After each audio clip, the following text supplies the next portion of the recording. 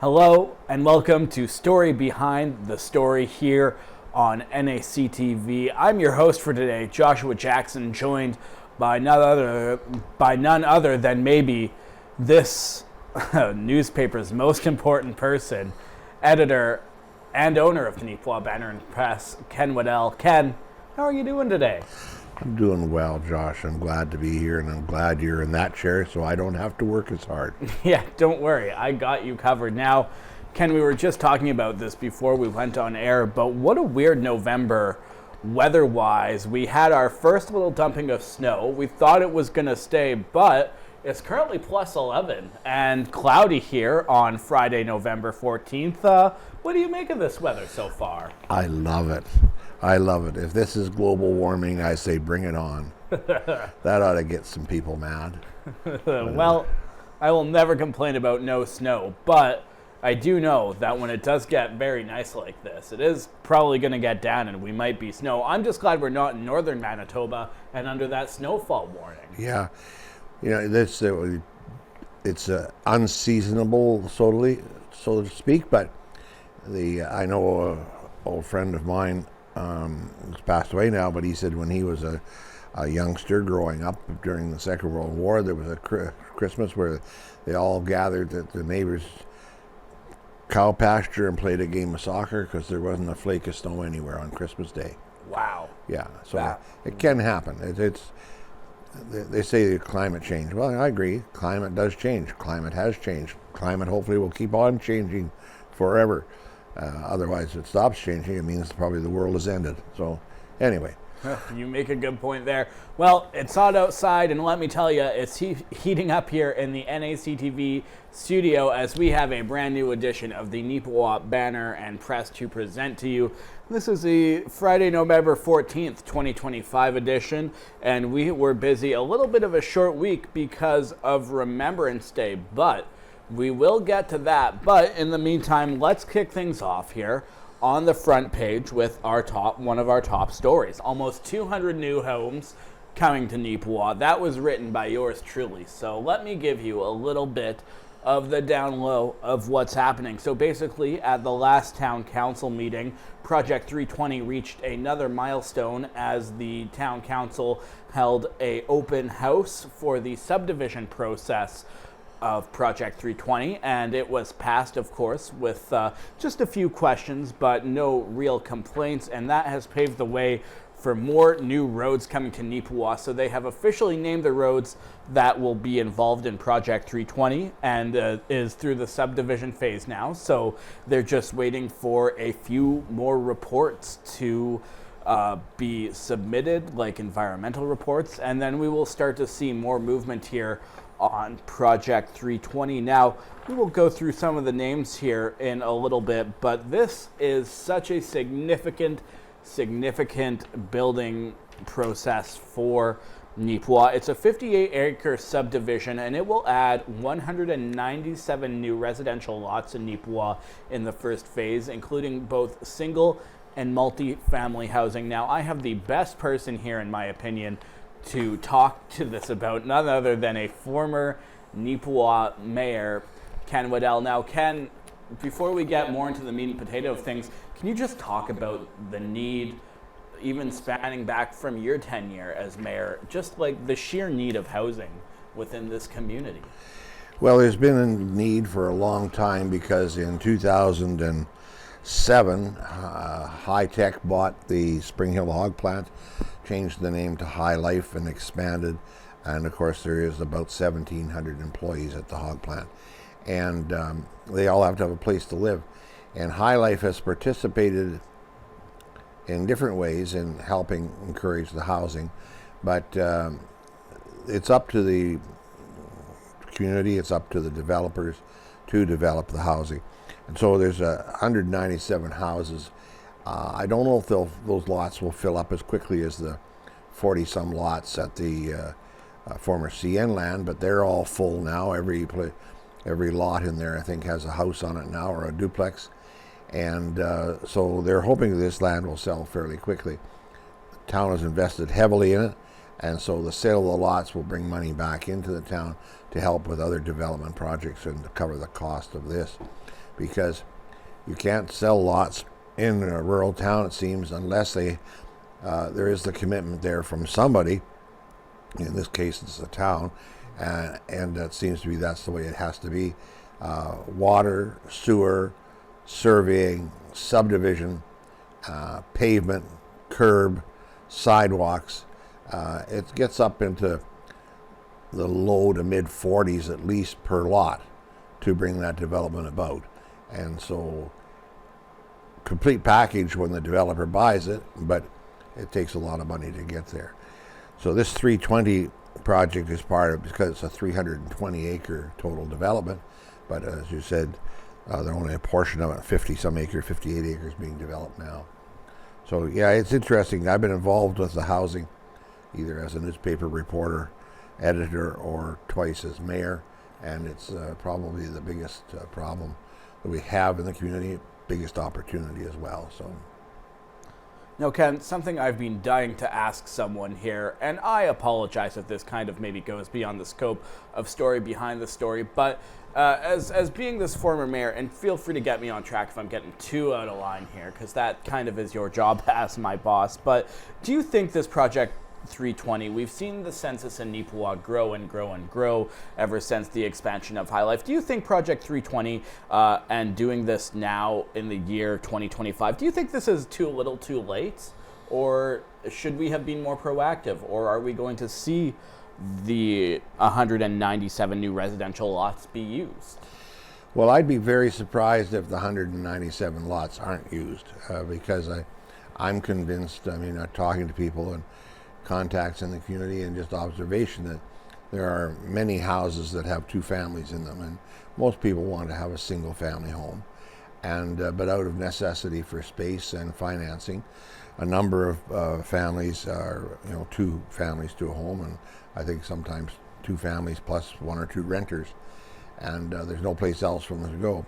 We're going to be looking at it hopefully in the future, right after Christmas, but we're starting to just hear a little bit of rumblings about homelessness or underhousing. Certainly there's a lot of underhousing in the town.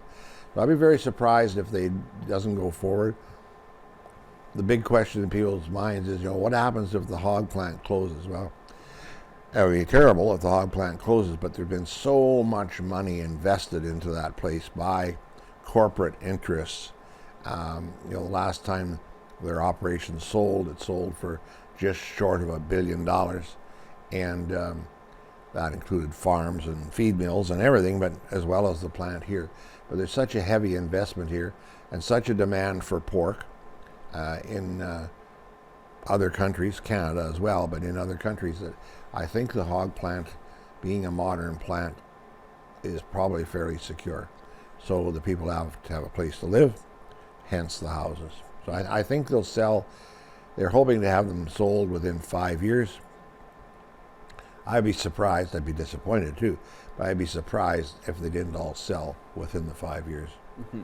And that is some very good wisdom and insight. And we talk about High Life being the, maybe it is Neepawa's main industry, but as well, we also have a new hospital coming to town within the next few years, as well as a new school. So that, as well as more people coming into our town that will be living here to give increased services. So yeah, just a general need. So hopefully we will see, this Project 320 flourish in the first phase. And if this is only the first 58 acre subdivision, we still have over 200 some acres that we can still work with. So yeah, Neepawa is, there's lots of room to criticize Neepawa. I get that. And I do so myself sometimes.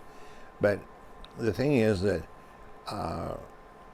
the trend in Manitoba is the same as the trend in rural Western Canada. And that is, there's big cities and then there's smaller towns. And Neepawa is about the 8th or 9th largest town, city, whatever, in Manitoba. But you have to have that population to be able to justify the services. And you go to look around in our coverage area, we have a lot of very fine communities, but the problem is they can't attract the investment because, well, let's back up a little bit. High Life would not be High Life if it hadn't been for Spring Hill. Spring Hill would not be Spring Hill, and High Life wouldn't have been High Life if we didn't have a fairly good supply of water. You cut off the water line, that place shuts down. So if you don't have a good supply of water in your community, you can't provide water and sewer and services for the community. So small communities have they can go to a certain level with a small water treatment plant, but that's it. And Neepawa can still expand because of the size of the water supply and therefore the size of the water treatment plant, the size of the sewage facilities. And so that's just the way it is. You've got Morden, you've got Steinbach, you've got Winkler, you've got Portage, you've got Neepawa, you've got Selkirk. Those larger centers, they're the ones that have the big schools, they're the ones that have the bigger hospitals, they're the ones that have the big water supply.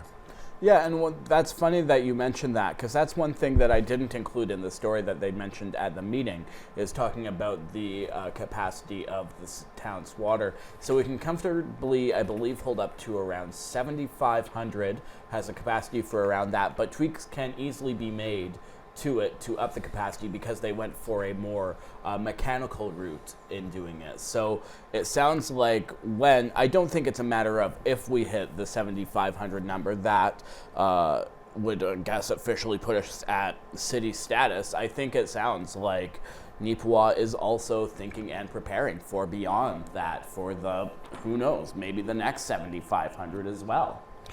Well, the thing is that you're right, and if they can get to a point where there's a way of making housing work, in other words, making sewage and water work in the smaller communities, they will grow as well. And they have grown.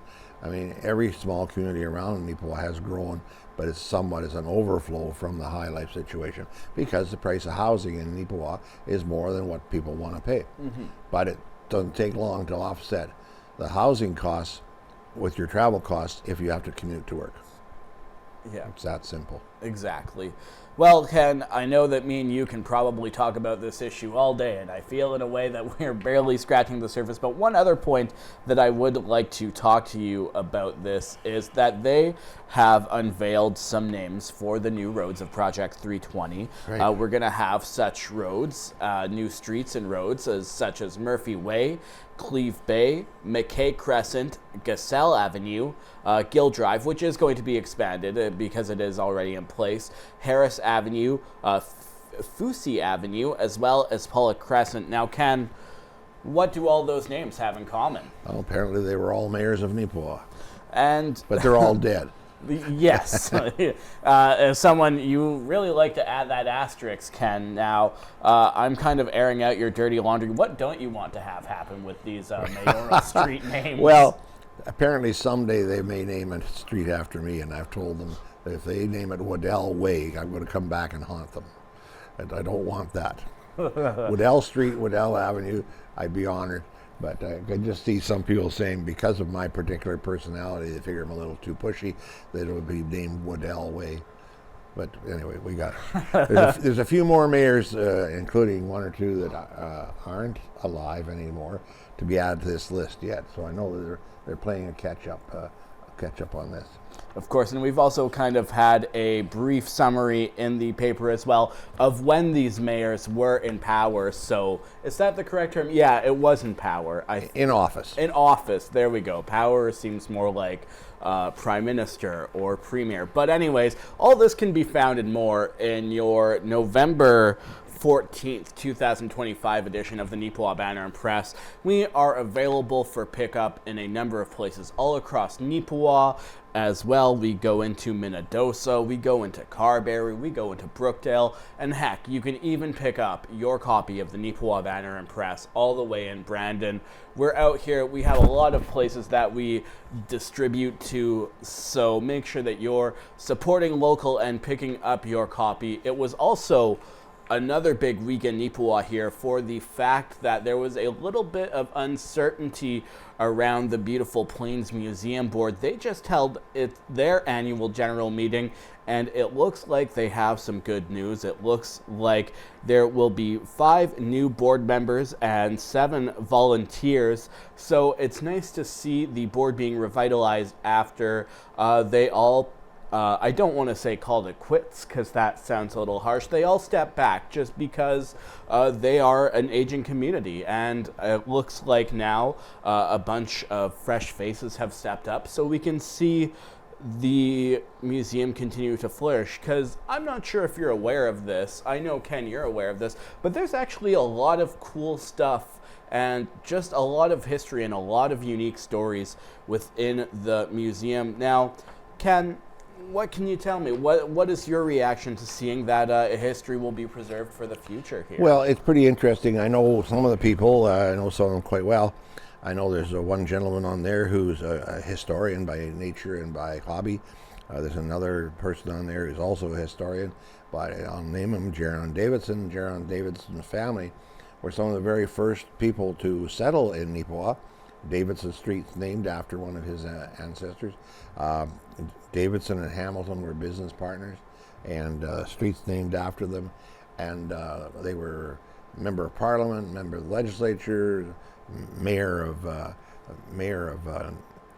Neepawa at one time. So there's lots of history there. And the other people there are very capable and very interested. So I'm very pleased that they came to this, looked over the edge a little bit with that big public meeting, and came out with a bunch of volunteers and 5 board members. So I think that puts them in pretty good shape for the next little while, and I certainly hope that the community gets behind the museum and supports it. It's unbelievable the amount of artifacts that are into that building, related to the history of Neepawa.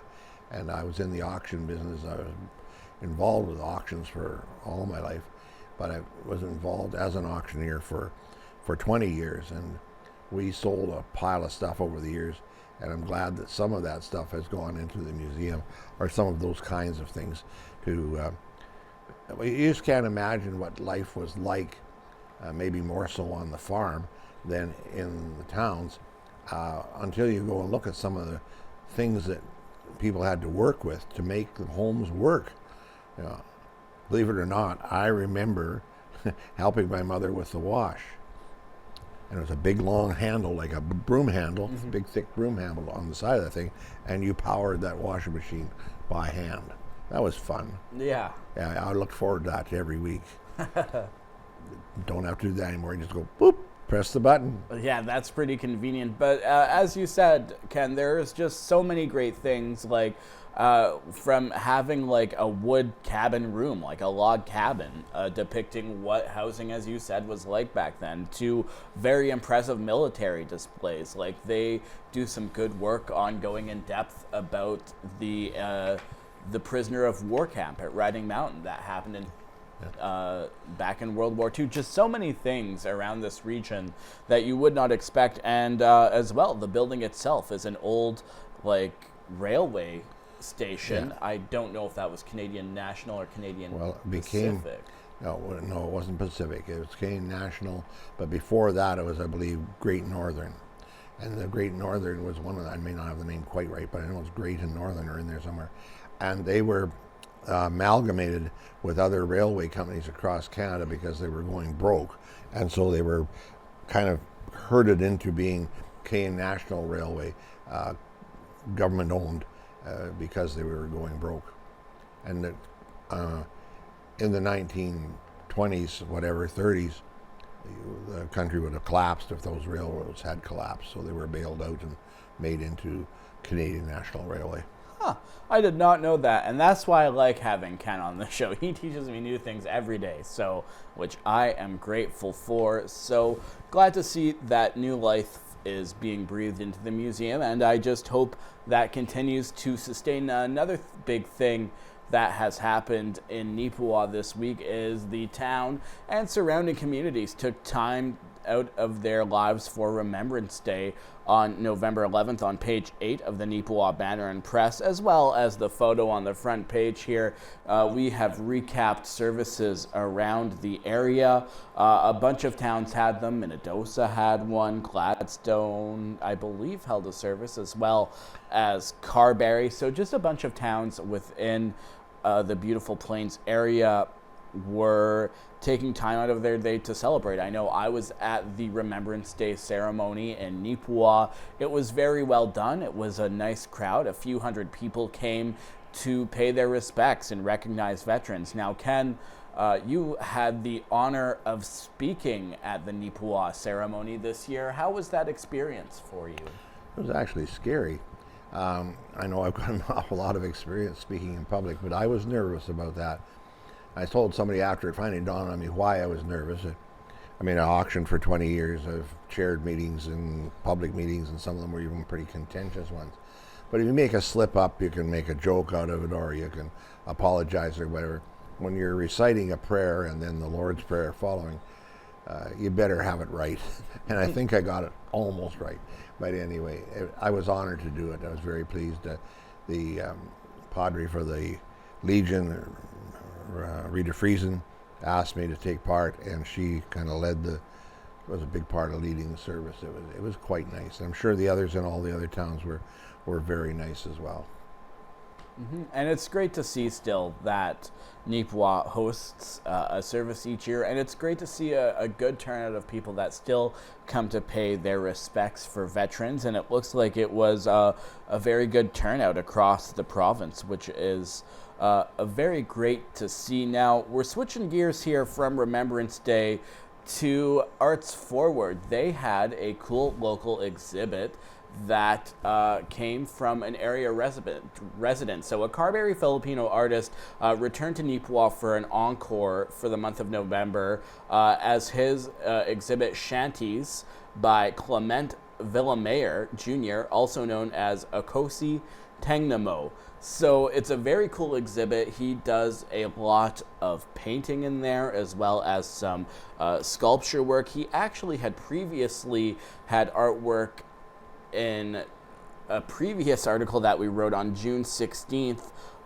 talking about basically what he does. So he's focused on mixed media with a variety of recycled materials, and Shanties, the collection that he's displaying now, is actually a collection of works and highlights of the Pasig River and the Bay of Manila areas. There are more than 650,000 people who reside in the informal stilt communities built from reclaimed materials. So that's actually where this artist drew his inspiration in his art and artwork, which, let me just tell you, it's so great seeing local artists being showcased within Arts Forward. I am ecstatic to see the arts community thriving in here, and always that there are just a lot on display. Now, Ken, I know you have many thoughts on this, but we are down to our last 5 minutes, so we will actually chug right along here. So, okay by me. So we will go to our next one here. It is Restorative Justice Week in Neepawa. Now, what is Restorative Justice Week, you ask? That's a great question, because I am trying to find the page that I wrote this article. Page number 10. Page 10. Oh, I was right there. So, did you know that November 16th to 22nd is Restorative Justice Week in Neepawa? The town of Neepawa at the last council meeting put out a statement of proclamation proclaiming the 16th and 22nd as Restorative Justice Week.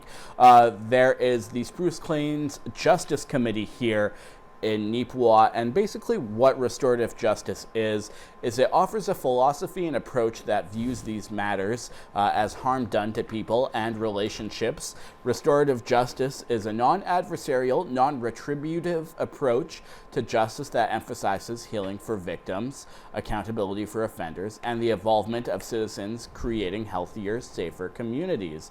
So there is the local justice committee, that is the Spruce Plains Justice Committee. It is made up of residents around Neepawa Gladstone and contains volunteers, and they've been doing a lot in the community over this past year, well, maybe increasing their presence. And one such way they've done that is they developed a restorative justice bursary, and that was given out to a local student here, and I believe that they will be doing it again. So the more you know, that this week was Restorative Justice Week in Neepawa. Ken, what are your thoughts on restorative justice and the week being acknowledged? Well, I think it's a great idea. I mean, if someone offends, then they have a chance to go through this committee and make amends and redirect their lives. I think it's a great investment, because you may be saving the productivity of somebody's life, and in fact, you may be saving their life. What used to be called Youth Justice Committee, and it's been around for a long time, probably 30 years, and it's worked away in the community, and people are referred to it by the police, and so they deal with them, they interview them, they try and direct them and guide them to amend their ways, and I think that there's people who have definitely benefited from it, both on the offender side and the victim side. So it's a good thing, chaired by Lauren Huck, and his picture is in the paper with the recipient of the scholarship. So, it's been around for a long time. They used to report directly to council when I was a mayor, and we'd hear their reports and get an idea of what all was going on. So it's a great thing to have in a community. Yes, of course. And that is, just like I said, one of the many stories that is available in this week's Friday, November 14th, 2025 edition of the Neepawa Banner Press. Now, there's still so much more that we could talk about, like the pictures of the Northern Lights on the back, the Rotary auction that's coming, as well as our great section of sports and our teams that are doing well. But simply, we just don't have a lot of time, because there's just so much in here. So make sure that you are picking up your edition of the Neepawa Banner Press where you can, or even reading it online, because we have it available there as well. A big part of what makes the news is people like you. So if you have any news stories, we would absolutely love to hear them. You can give us a shout by phone, 204-476-3401, or you can give us an email, news@neepawabanner.com. As well, if you're in Neepawa, you know where to find us downtown. So come give us a visit. We would love that. So this has been the Friday, November 14th, 2025 edition of Story Behind the Story. Make sure you're picking up your copy of the Neepawa Banner Press. I've been Joshua Jackson, alongside the owner/editor of the Neepawa Banner Press, Ken Waddell. Thanks, as always, for joining me, Ken. You're welcome. Good job, Josh. Thank you. Have a great weekend, and be safe, everyone.